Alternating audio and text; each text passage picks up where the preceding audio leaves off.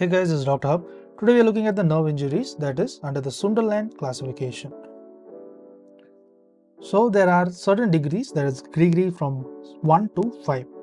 So let's look at what is associated with the degree 1. So in terms of the degree 1, the pathology is that it is blocked flow of the axoplasm. It is the blocked flow of the axoplasm. So block flow of the axoplasm, and also there is the conduction block which is same. Now what is this previously called? It was also known as previously the neuropraxia. It was also previously known as the neuropraxia.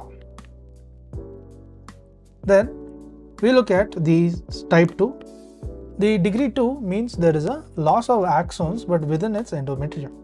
So there is loss of the axons, but it is within the endometrium. So what is it previously known as? So it was also known as previously the axonomesis. So axonomesis. Now we move on to the grade 1 and grade 2 are over. So it was also known as the neuropraxia and the axonomesis respectively. Now what was the grade 3?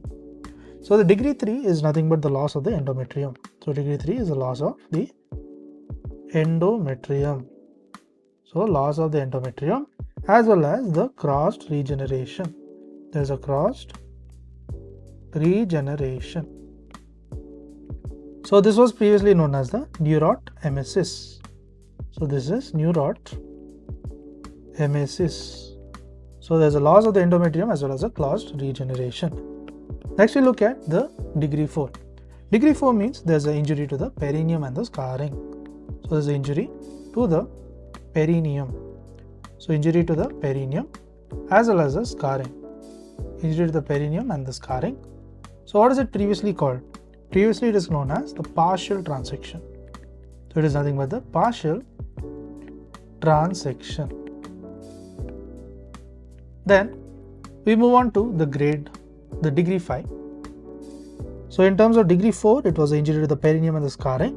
So it was a partial transection. Now moving on to degree 5, it is an injury to the epineurium and the scarring. Injury to the epineurium and also the scarring.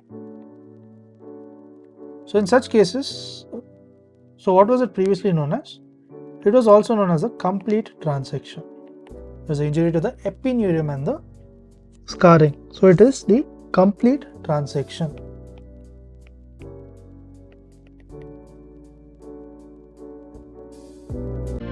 To learn and grow daily like this, please do subscribe.